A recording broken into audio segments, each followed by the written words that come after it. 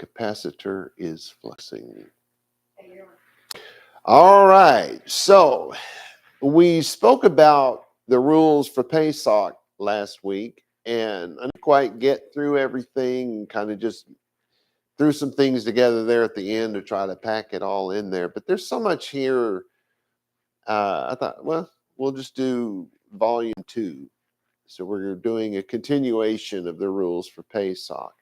But before I get into that, I want to talk about something in Numbers chapter 9, starting with verse 6. And this is my very, more literal than not translation of the Hebrew text.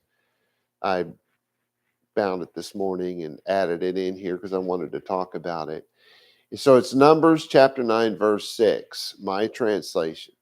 And there were men who were unclean because they touched a dead body. All right.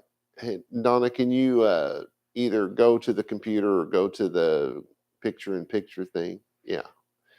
Now, you guys, I never know who's listening in or watching these videos, but I want to point something out here. There were men who were unclean. And then I have this little bitty I in parentheses, and then I have writing, and then there's a little bitty I with parentheses. So this is the idiomatic meaning, and then this is in the little square brackets. This is what the text literally said. So it said, there were men who were unclean to Sol Adam. Well, if you don't realize that's an idiom, you don't have any idea what that means. It says, here's what it's saying to the reader. And there were men who were unclean because they touched a dead body. To Sol Adam is how they said that back then. I don't know of anyone in modern Hebrew today that would say it that way, but that's the way they said it some 3,000 odd years ago. They didn't say touched a dead body. They said le nefesh adam, to soul man. So they were unclean because they had touched this dead body. And it goes on. And they were not able to lift up the Pesach in that day. And they drew near before Moshe and before Aharon in that day. So go ahead, go back to the computer once again. Now, again, if you're looking at it at an English translation or you're reading the Hebrew, one or the other, you're going to catch, what's being said here, Rob, because you're saying something different. And they were not able to, and it says asa, which is to lift up. It gets translated as do, make, deed. I mean, there's all kinds of things that this is translated into, but asa is to lift up. So they weren't able to lift up the Pesach. Well, what's that mean? They weren't able, or at least they thought they weren't, or maybe they really couldn't. We'll find out. But right now, I'm just going with they were not able to lift up the Pesach. In other words, they can't make the sacrifice for Pesach. And then it says they drew near to faces Moshe and to faces Aharon. So you realize that to faces we translate in English as before, or sometimes we translate it in the presence of. So they drew near in the presence of Moshe and in the presence of Aharon in that day. So again, the little I's tell you this is what the idiom means. And then the square brackets with the words here, this is a literal translation. Le pene is your Hebrew word, two faces. All right, that's good. So then it says, and those men said to them, we are unclean because we touched a dead body. So what they said, we are unclean to Sol Adam. So what it means is we are unclean because we touched a dead body. Are we therefore restrained from drawing near with this offering to Yahweh and his in his appointed time in the midst of the children of Israel? So they're saying, look, we were just minding our business. We were heading here to meet up with everybody and make the Pesach sacrifice, and we didn't see what was ahead of us, and we tripped over this dead body. It was just laying, in the road. We just tripped right over it and landed on this dead body. We're unclean because of it. So they make that clear, and then they say, are we restrained? And when they said make an offering, they said draw near.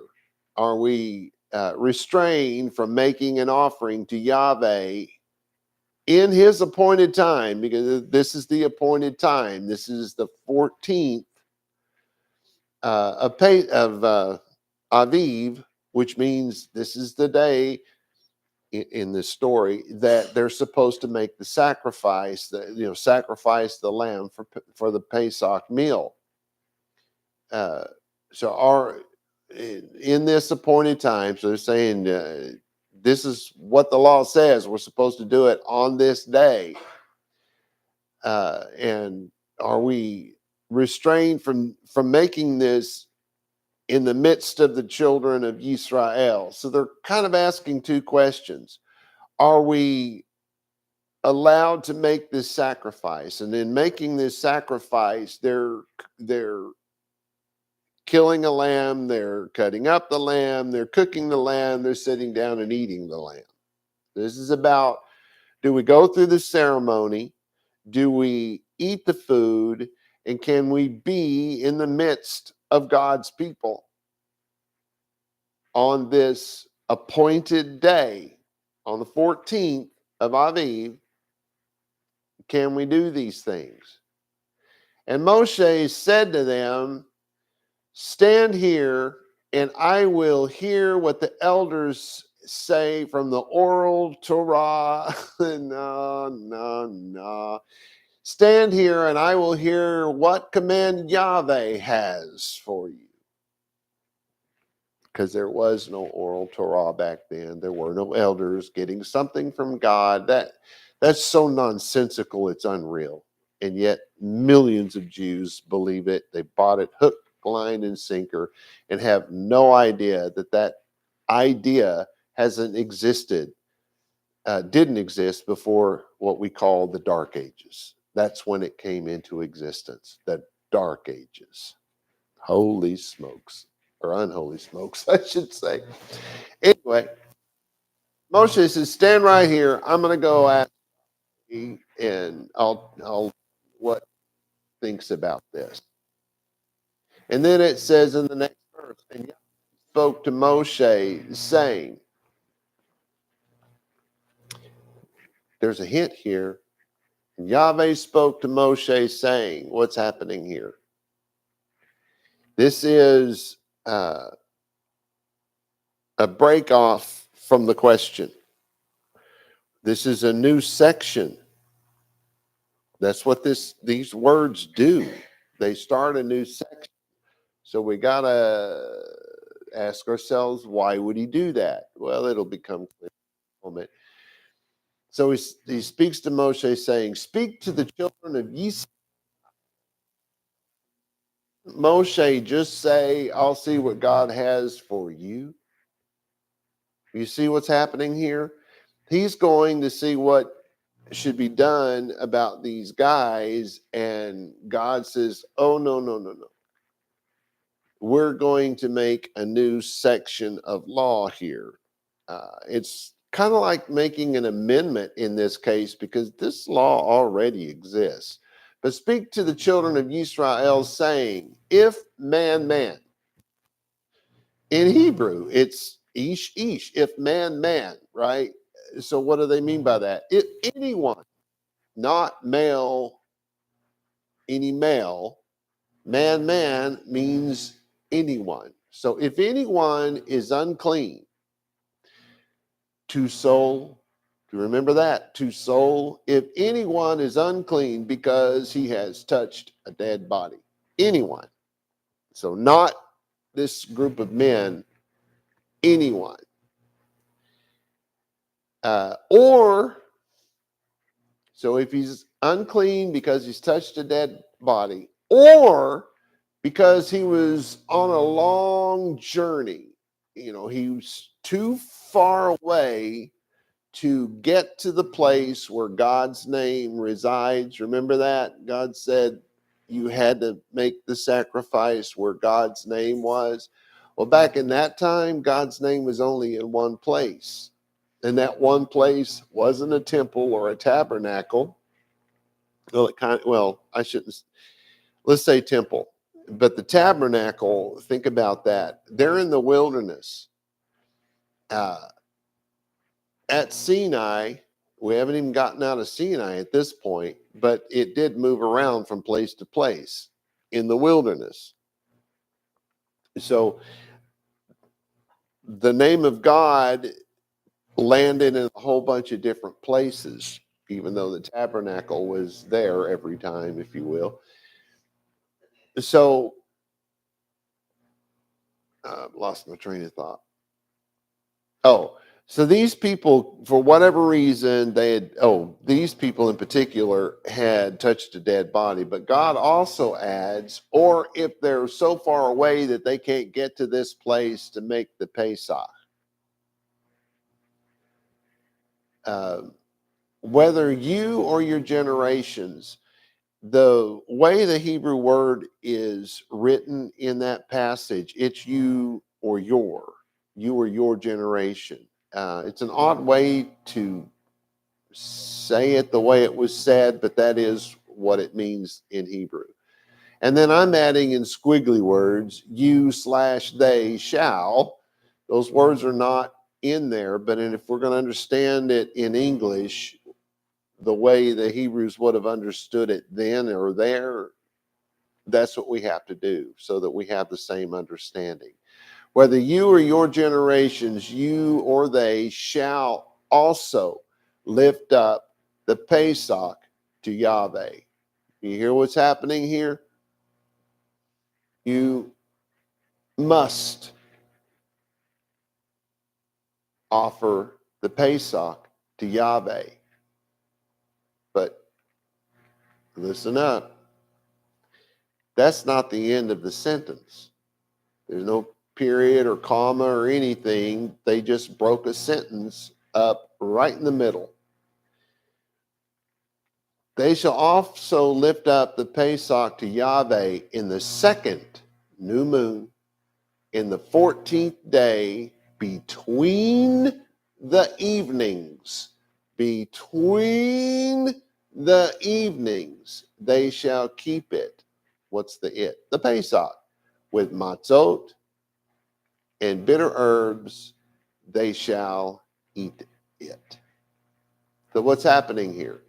They are unclean because they've touched a dead body, or they're too far away to be able to get to the place where God's name resides. Then they're not making the Pesach meal. They're not making the offering and eating the meal and all that kind of stuff on the 14th day of the first new moon of Av.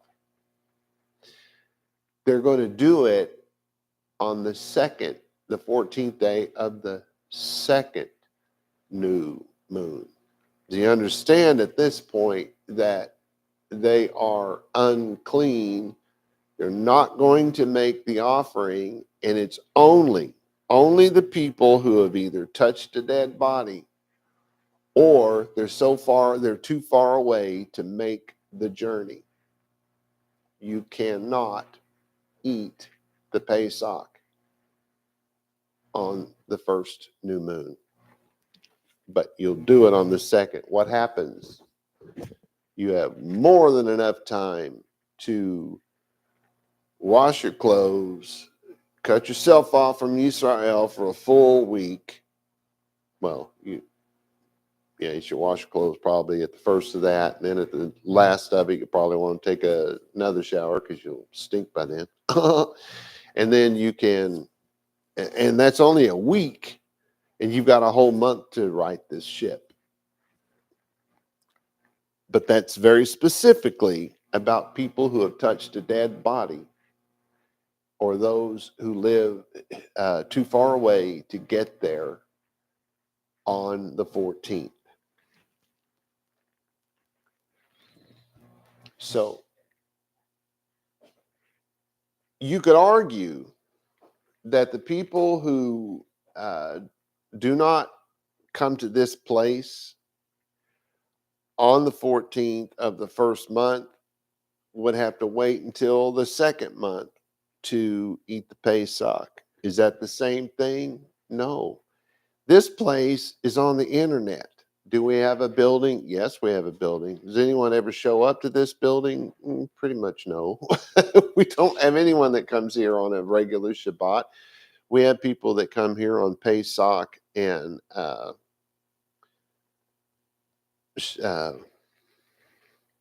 Sukkot. I had Shavuot in my head and I could not get past it. So yeah, we have people that do come here on occasion, but for the most part, this is an internet thing. So that means that Edah Shalom Yisrael on YouTube is in fact the place where God's name resides, because that's the place where God's law is taught. So you could argue, but you're not there at the place. Well, our place exists in the internet, literally. So I think that the first Pesach for everybody involved in this ministry that celebrates the Pesach with us is perfectly fine. Although I would say, if you've touched a dead body, you need to wait till the next Pesach comes along, because the journey thing, how far away is your computer screen, or how far away is your television screen? You know what I mean? That's not the same thing as touching a dead body. That's something completely different, because it's the physical body has become unclean. But I do want to point this out. These men, we don't know how many of them there were. Could have been 2, could have been 450,000. I don't know. But whoever, or however many, is not important. But what is important is the fact that these men were le pane. They were before the faces of Moshe and Aharon, Moses and Aaron. They were before their faces. That means they were face to face. They were standing right in front of those men. They may have shaken each other's hands when they got there. They may have said, when they got there. I don't know what they did back in those days. Whether they touched or not, we don't know. It wasn't even brought up. But the point we should be able to get from this is that these men had touched a dead body, and the uncleanness that passed to them by touching that body did not pass to Moshe and Aharon. I'll let you stew on that one for a while. Okay.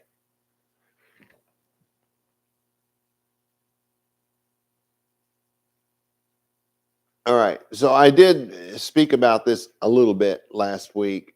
The ceremony itself, when we do the ceremony, one of the things that Exodus 12:26 and 13:14 tell us is that we need to teach our children to ask the following question on Pesach. Ma ha avodah hazot. Pop that up there, Donna, would you? Give you a moment. Ma ha avodah hazot.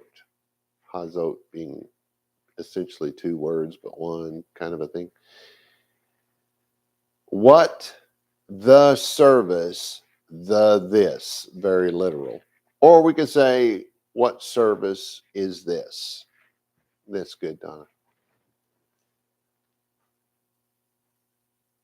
And then there's an answer that we're supposed to give them. Now, I know that a lot of English Bibles say, teach your sons this. And Jewish culture has been that it's the youngest son that is asked this question.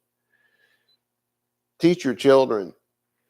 That's all of them, boys and girls. Teach all of your children this. Don't just teach your boys. That's dumb. I'm just going to say it out loud. What are you supposed to teach them? I'm going to have to hit this button over here. That thing is so big I can't see all my words. Am I going the wrong way? Hang on, everybody. Do what? Too big. Looks like we're getting close.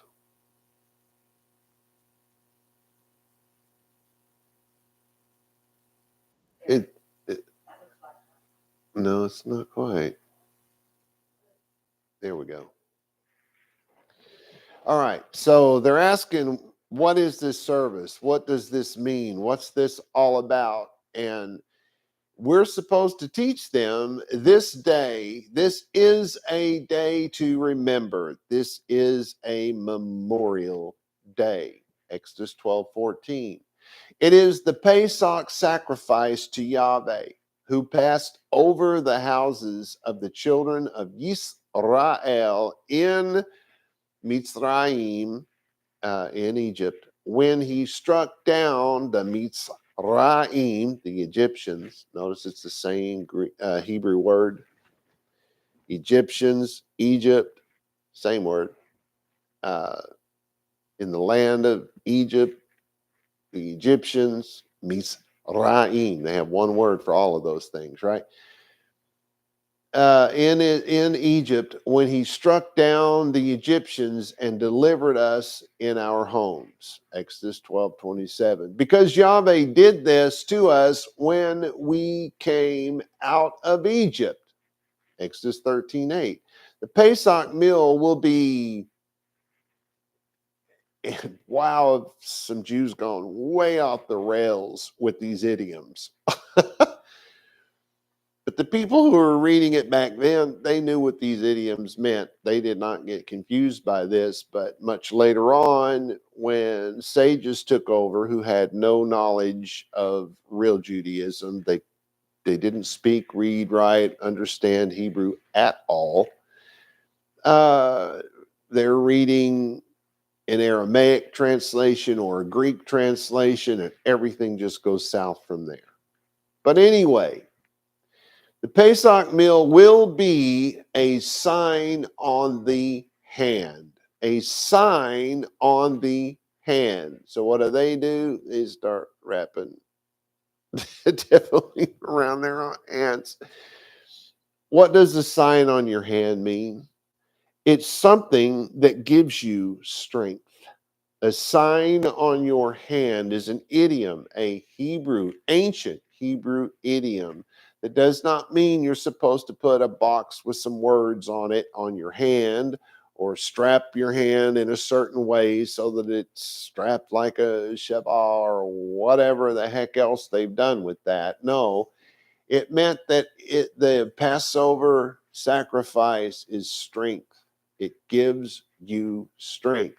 And a memorial between your eyes. So what did the latter Jews do? They started putting a box on their forehead with like 2 verses on it. Shema Yisrael, no doubt, was there.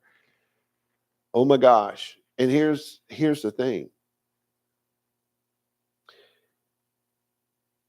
I saw this thing on YouTube pop up, and it was the proof. One of them said the world's first selfie. It was the Shroud of Turin, And this other one said something. I don't know why this popped up. Maybe it's the anniversary of when they found it or something. But there were several different ones, and this proves beyond a doubt that this is Jesus on this shroud. And I'm looking at that thing saying, wow, how stupid are these people? You have an Anglo-Saxon in a shroud. You know who they put in a shroud back in the day? People who had a disease were put in shrouds. Just saying, just throwing that out there, people. An Anglo-Saxon, this Jewish-born man who wore a box on his forehead, who wore a tallit like this one with the fringe and the blue in the center, just like this one, and wore straps around his hands. That guy, who was a Jew, he was short, according to the prophets. He was ugly. He was plain, I should say, to be more respectful. No, he was ugly. Yeah, that guy, that short Jewish man, probably bald on top of his head. He did not wear a kippah. Nobody did back then. Then nobody knew what that was. Um, yeah, that guy, Yeshua did that because he was a Jew. The guy in the Shroud of Turin is not a Jew. He's an Anglo-Saxon. He could have converted to Judaism, but Yeshua, the guy they call Jesus, was born into Judaism. His mama was a Jew. His stepdad was a Jew.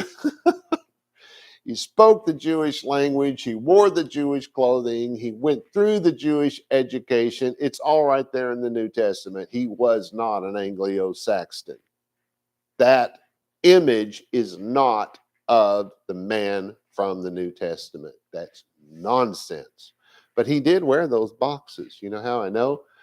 Because when the man they call Yochanan Hamatibil, oh no, that's not what they call. That's what we call him because that's who he was. John the Baptist, that's what they call him. He's talking to some Pharisees. They're asking him these questions and those questions. And eventually, John, that guy, John, looks at those men and says, there is one among you. There is one among you. My. John the Baptist called Jesus, Yeshua, the guy they called Jesus, called him a Pharisee. He was talking to the Pharisees. There's one among you. Anyway, that's what the Pharisees did. They took these idioms and turned them into something literal and put a box on their head. The Pesach meal will be a sign on the hand. The Pesach meal will give you strength and a memorial between your eyes. What would that mean? Something we should always remember. Something we should always remember. That's what they mean by a memorial between your eyes. It's something we remember.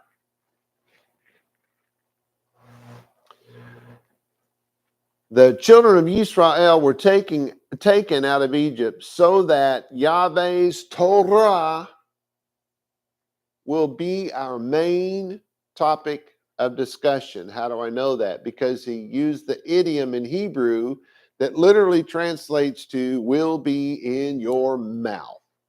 Now, how come they didn't take a little box and put a couple of verses on it and put it in their mouth and leave it there all the time? I mean, think about what they did with everything else. Something's got to be on your hands, so they got to put something around their hands. Something's got to be on your forehead, so they put a box. And now something's got to be in your mouth, and they don't do anything about that. Just throwing that out there. So what do they mean by it will be in your mouth? It means that it'll be the main subject that you talk about, the Torah.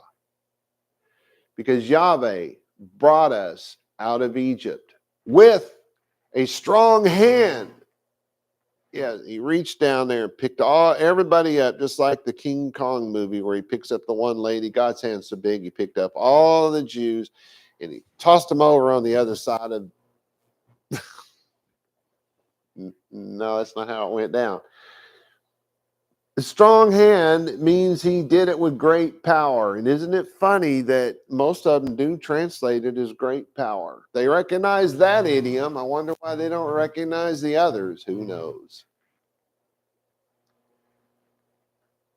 Yahweh brought us out of Egypt, out of the house of slavery. Egypt was the house of slavery, or at least it represented that. And it came to pass because Pharaoh, Pharaoh's what they call him nowadays, made it difficult for us to leave. That he, speaking of God, God killed all the firstborn in the land of Egypt, from the firstborn man to the firstborn animals. The animals and the firstborn men died that night in the land of Egypt. Therefore, this is what we're telling our kids why we're doing this Passover meal. Therefore, I slaughter to Yahweh, and all that are firstborn males of the womb, all my firstborn children, I redeem. I think I left a word out or something. God killed all of the firstborn in the land of Egypt, from the firstborn man to the firstborn animals. Therefore, I slaughter to Yahweh all that are firstborn males of the womb, and all my firstborn children I redeem. Now, where the whole redeem thing come from? Well, what in the world do you think them coming out of Egypt was? God had just redeemed his people, his children. And the ones that put the blood over their doorposts like they were told to and stayed in their house like they were told to, the firstborn walked out the next morning. They didn't get killed. Remember, that's the story. It's got to be true. Charlton Heston did it.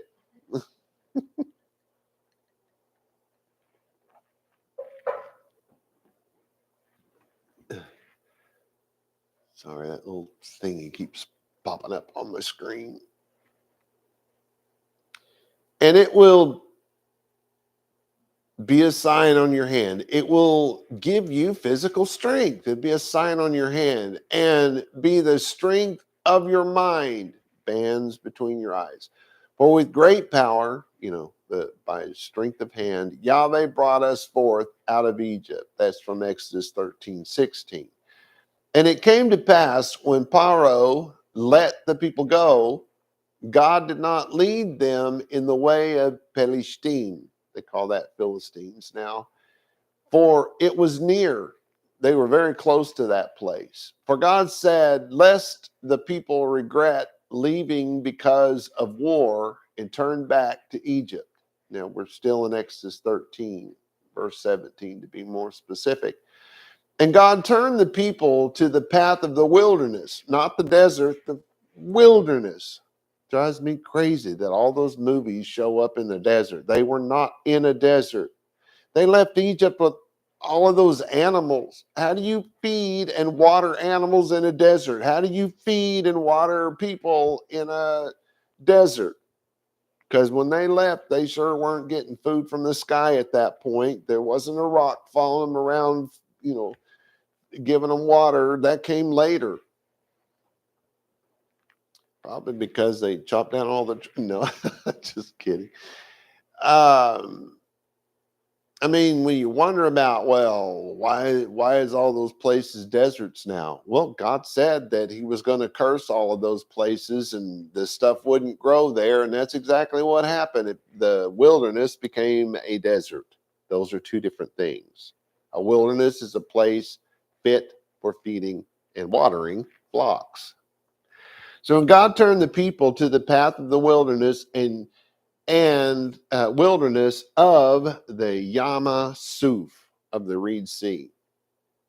And the children of Israel went in groups of 5 out from the land of Egypt. Yeah, so families of 10 and 12, they had to split up into 5. And if you didn't have an even number, the rest of those people had to go by themselves. I can't believe how many people try to make everything literal. These were not literal people. Groups of 5. That could be 500, 5,000, 5,000,000, 5 generations. We're not given that information in this verse. We're just being told it's groups of 5. What that group of 5 means, we don't get here.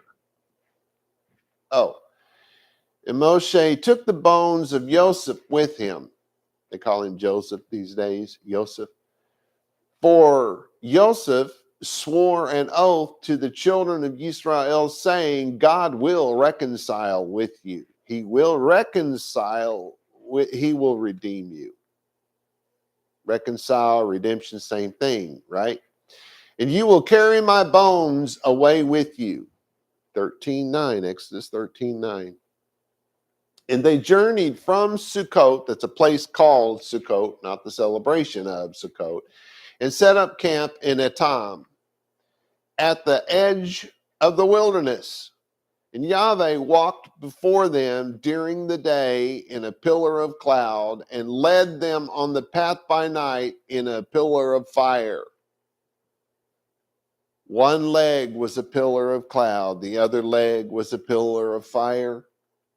Those were God's legs leading them. Is that literal? No. It's idiomatic, if you will. It's just that they chose to say it, Moshe chose to say it that way as a mental image, if you will, that God led the way.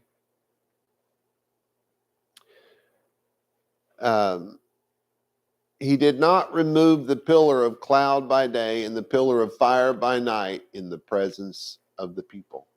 God never, there was no time when God was not in the presence of his people.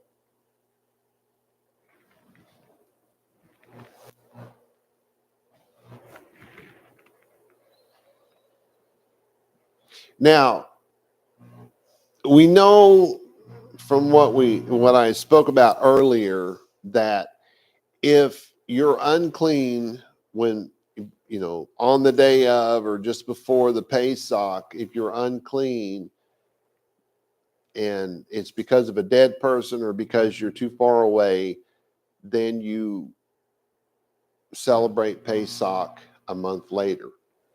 Now, what do you do when you become unclean during the Pesach or just, you celebrate it on the 14th, you get up on the 15th, you stop off at your favorite pancake house and have a big old thing of pancakes and walk out the door and realize, whoops, I just became unclean, right?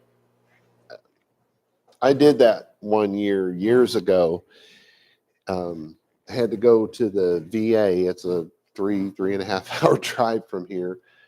They had to drive all the way there. And I don't remember if we lived here, if we were still in Austin. I think we were in Austin at the time.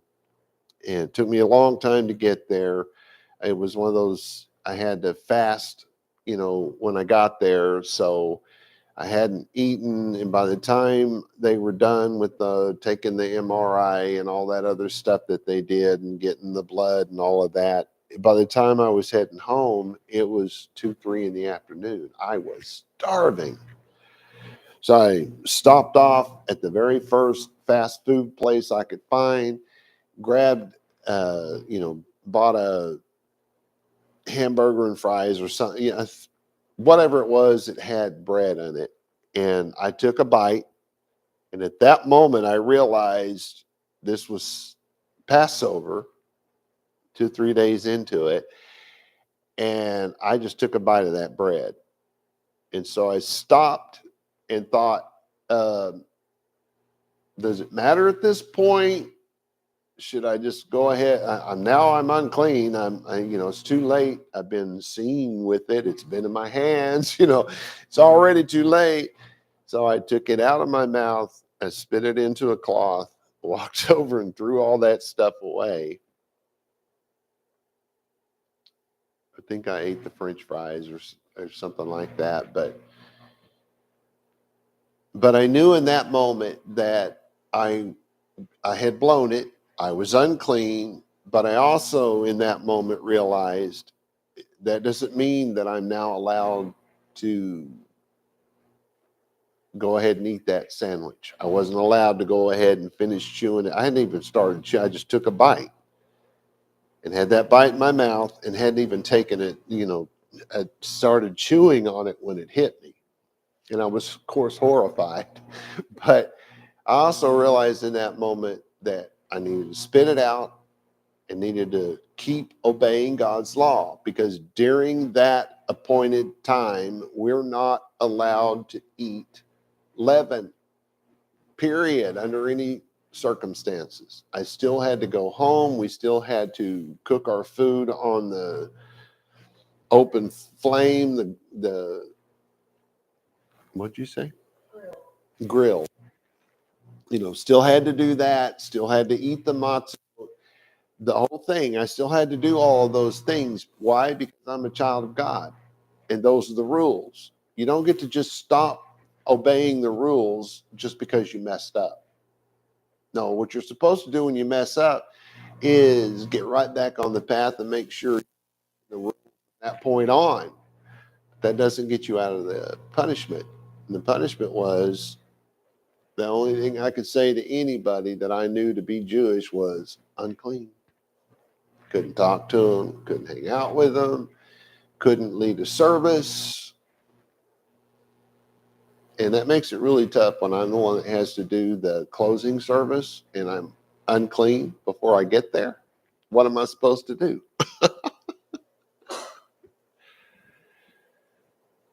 Okay, but when you do these things, after you've eaten the Pesach meal, it is never the responsibility of your rabbi, synagogue, or other Jews to monitor your sin. And yes, it's sin. You're unclean. This is your responsibility. If you become unclean, you must cut yourself off. In other words, you must separate yourself from Israel.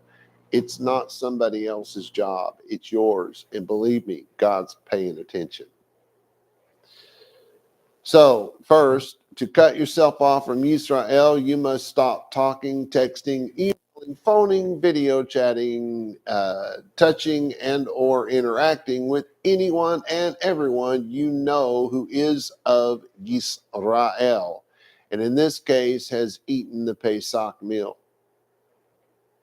Should you be conversing with say you have a friend who was unclean because of a dead body and they're going to go to the next one, should you be hanging out talking with them? No, they're of Israel. Can you hang out with somebody else who ate pancakes? Say you were together and had pancakes. No, you have to cut yourself off from them just as they have to cut themselves off from you, because the moment you stop following God's law, you're cut off from God. It's even worse than being cut off from Israel, because when you're cut off from Israel, it comes with a time limit. Cut off from God, wow, that's a tough one. It is acceptable to send an electronic message to warn people that, or I should say, to respond to people who are trying to connect with you. But all you can say is unclean. That's what the law says. All you can say is unclean, and you can't keep saying it. Just say it one time and be done with it. And those of you trying to contact these people, There's nothing so important that you have to talk to him before the Pesach is over. No, there's not.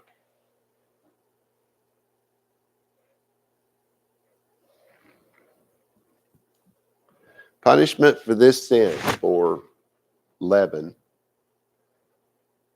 is separation from Yisrael. And that separation lasts until Pesach ends. That's it. That's the whole sum total, is that you're cut off. But again, you still have to obey the rules. You still have to not have any more leaven. You still have to eat the matzot. You still have to cook the food over an open flame every day of the Passover / matzot celebration. And now, though, if you're part of a physical organization, synagogue, you can't even show up to synagogue. If you're doing it over the interweb like we are, you can't discuss anything with anyone. Hey, everybody, I'm here. And you can't get on there, and the first thing you say is unclean. That'd be you starting a conversation, and you're not allowed to. You're only allowed to respond if somebody, has said something to you. So especially during Pesach, if you've said something to somebody and they're not responding, leave them alone. They shouldn't have to tell you that they're unclean. And this thing about Pesach, it's mostly just about the leaven. All of these rules that I'm talking about here, it's all about eating leaven when you're not supposed to, finding it in your home when it shouldn't be there. Yeah. Get back on the path immediately, if not sooner. Take your punishment, cut yourself off, and all is well.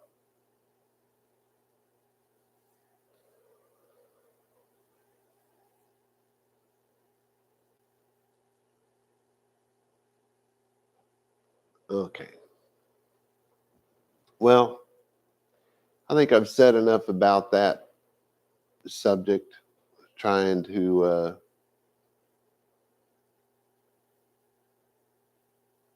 make sure it was covered thoroughly. These are the things that you need to know coming into this Pesach, Passover celebration. So we're going to cut it off a little bit early today, but shalom v'shalom, everybody.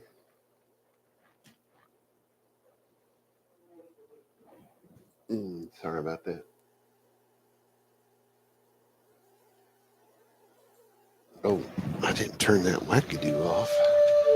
The blessing, Be'ivrit. Yevarecha Yahweh v'yish merecha. Ya'er Yahweh panai v'lecha v'hunecha. Yisa Yahweh panai v'lecha v'yasim lecha shalom. And in English, may Yahweh cause you to lie down so that you may rest. May he touch and caress you. May he prepare you for what is ahead. May he watch over you. May he keep you from harm. May he cause goodness to grow in you and take away the bad. May he arrange your life and cause you to flourish. May he cheer you up and gladden your heart. May he cause his light to shine through you. May he show you tenderness and favor and love in his presence. May he show you kindness and be delicate towards you. May he show you his generosity, mercy, compassion, and desire for you as it comes forth from the depths of his soul. May he lift you out of your pit and deliver you from the things that hold you prisoner. May he draw you to his chest and cast his eyes on yours. May he show you his love and desire for you as he cradles you in his arms. May he bear your punishment and pardon you of your sin. May he take you for his bride. May he establish a foundation in you. May he place his name on your heart and mind and make your body his temple. May you be his treasure. May you always be on his mind. May he draw you near and comfort you when you are afraid. May he assure you there is nothing to fear because he is with you. May you and all that concerns you be at peace because he is your friend. Amen.